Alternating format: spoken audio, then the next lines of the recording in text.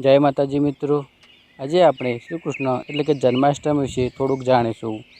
ભારત દેશમાં ધાર્મિક તહેવારોનું વિશેષ મહત્ત્વ હોય છે। આવા જ એક મહાન તહેવાર છે શ્રી કૃષ્ણ જન્માષ્ટમી। ભગવાન શ્રી કૃષ્ણના જન્મદિવસના ઉજવવામાં આવતો આ તહેવાર એટલે ભારતમાં ખૂબ લોકપ્રિય છે। ભગવાન વિષ્ણુએ અધર્મનો નાશ કરવા અને ધર્મની સ્થાપના કરવા માટે અવતાર લીધો હતો। તેમાંનો એક અવતાર હતો શ્રી કૃષ્ણનો। મથુરાના રાજા કંસના જ્યારે અત્યાચાર વધી ગયો હતો ત્યારે ભગવાન વિષ્ણુએ દેવકીના 8મા પુત્ર તરીકે શ્રી કૃષ્ણનો જન્મ લીધો હતો।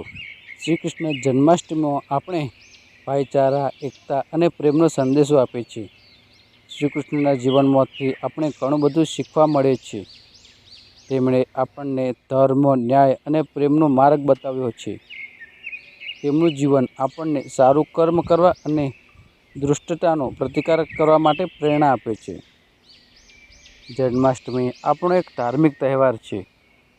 જન્માષ્ટમી એટલે શ્રી કૃષ્ણ ભગવાનનો જન્મદિવસ। તેમનો જન્મ શ્રાવણ વદ 8મની રાત્રે મથુરાની જેલમાં થયો હતો। તેમના પિતાનું નામ વાસુદેવ અને માતાનું નામ દેવકી હતું। જન્માષ્ટમીનો તહેવાર ખૂબ ધામધૂમથી ઉજવાય છે। આ દિવસે લોકો ઉપવાસ કરે છે, મંદિરોમાં શણગાર કરવામાં આવે છે અને રાત્રે ભજન કીર્તન પણ કરવામાં આવે છે। રાતના 12 વાગ્યે શ્રી કૃષ્ણ જન્મ થતાં લોકો નાચે, કૂદે અને અબીલ ગુલાલ ઉડાડે છે અને કહે છે, નંદ ઘેર આનંદ ભયો, જય કનૈયા લાલ કી, એવી ધૂન પણ ચલાવે છે।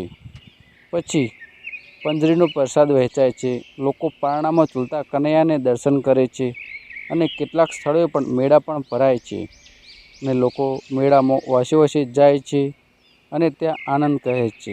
ઘણા બધા શહેરોમાં અને ગામડાઓમાં પણ મટકી ફોડવાનો કાર્યક્રમ ઉજવવામાં આવે છે। જય શ્રી કૃષ્ણ।